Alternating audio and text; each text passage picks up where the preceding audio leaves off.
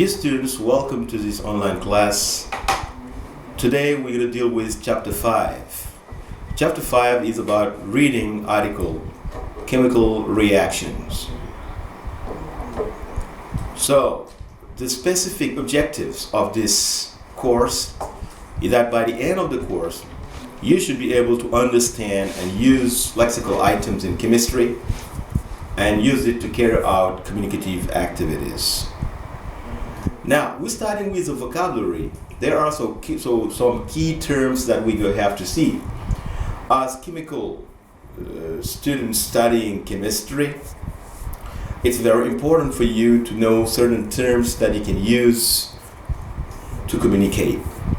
If you want to understand the article, these terms are very important. There's terms like exothermic, electrolysis, endothermic, electrolyte, electrodes, conductive materials, etc.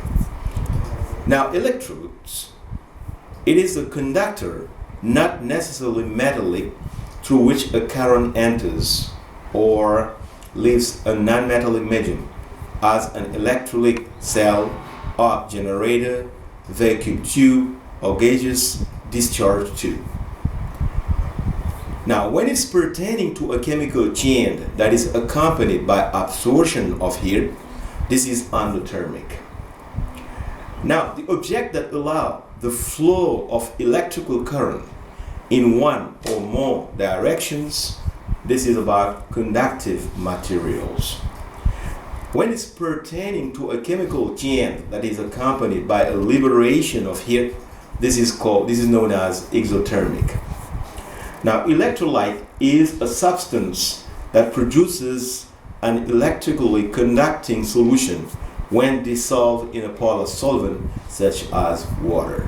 So these key terms and their definitions are very important to know to better understand the text that we're going to see.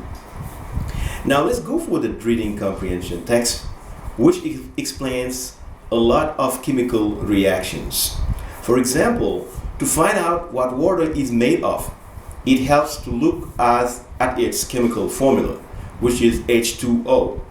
This basically tells us that a water molecule is composed of two elements, hydrogen and oxygen, or more precisely, two hydrogen atoms, H2, and one oxygen atom.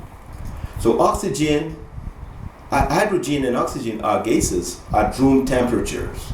So as you can read the text, some words are in bold. Les mots sont en gras. Some words are in bold, and these words are very important for you to know. And these are the words that we have already explained, like chemical formula, room temperature, exothermic, ignite, meaning to light, ignite, okay, and electrolysis, electrolyte, conductive materials, etc. Now, after reading that text and you understand the text, because we have already introduced you to the words and we have already given you the meaning, the definition of these words, so I think that the understanding of the text will not be difficult for you. So that now we're going to go for factual questions. Factual questions means questions on the text. So you guys are going to read the text. After reading the text, you go for these questions, find answers to the questions that we have here. So what does knowing the chemical formula of water reveal? After reading the text, what does knowing the chemical formula of water reveal? Can hydrogen and oxygen be simply combined to get water? Why or why not? What result can be obtained? Results are very important there after experiment in chemistry. So what result can we obtain? What is the particularity of water electrolysis? And what happens if salt or water is added to pure water? What is the reaction? Which final result does the experiment of applying electrical current to the electrodes create? All the answers to all these questions are in the text. So I ask you to go back to the text to read it, to understand, and go for these questions. Now, after doing this, we're going to go for sentence completions. There are some very important words that are very important in chemistry, that we have to use here in the context. If you understand the word, normally you should use it in the context without problem.